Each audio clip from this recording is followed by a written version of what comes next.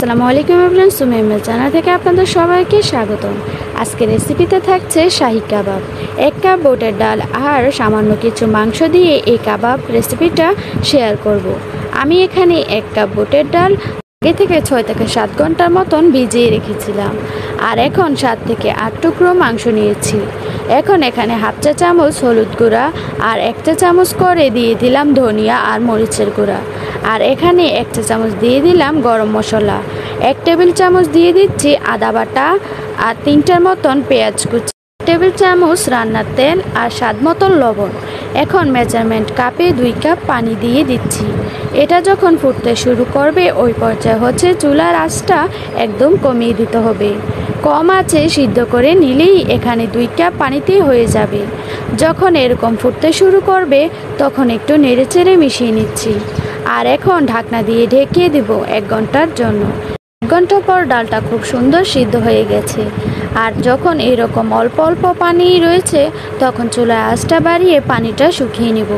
এখন সাথে দিয়ে দিচ্ছি 4 থেকে 5টা কাঁচামরিচ।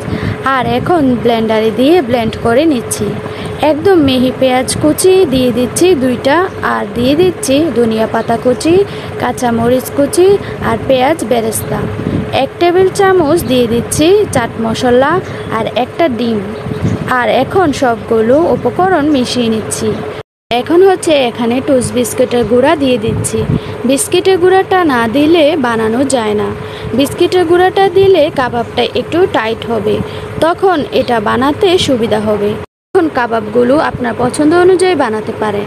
চাইলে এভাবে বানিয়ে ডিপ ফ্রিজে রেখে দিয়ে সংরক্ষণ করতে পারেন।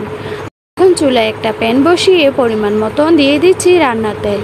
অল্প আঁচে তেল গরম করে তেলে দিয়ে দিচ্ছি। আর এই সময় চুলার আঁচটা একদম কমিয়ে রাখতে হবে, তাহলে দারুণ একটা কালার আসবে আর খুব সুন্দর ভাজা হবে। পাশ ওপাশ করে উল্টিয়ে দিচ্ছি। কাবাব কিন্তু পরিবেশন করার পর দেখতে দারুণ লাগে। আমরা রেগুলার যে কোনো অনুষ্ঠানে এই কাবাবটা বানাতে পারবেন। কাবাবগুলো হয়ে এসেছে। এখন কাবাবগুলো তেল ছড়িয়ে উঠিয়ে নিচ্ছি। কাবাবের দারুণ একটা কালার এসেছে। প্রতিদিনের মতন আজকে ভিডিওটা কেমন লেগেছে অবশ্যই লাইক কমেন্ট শেয়ার করে জানাবেন। আজকে সহজ রেসিপিতে এই কাবাবটা বানিয়ে শেয়ার করলাম। তো বন্ধুরা, আজকে ভিডিওটা আমি এখানে শেষ করছি। আমার ভিডিওটা কেমন লেগেছে অবশ্যই কিন্তু লাইক কমেন্ট শেয়ার করে জানাবেন। ধন্যবাদ। আসসালামু আলাইকুম রহমতুল্লাহি ওয়া বারাকাতুহু।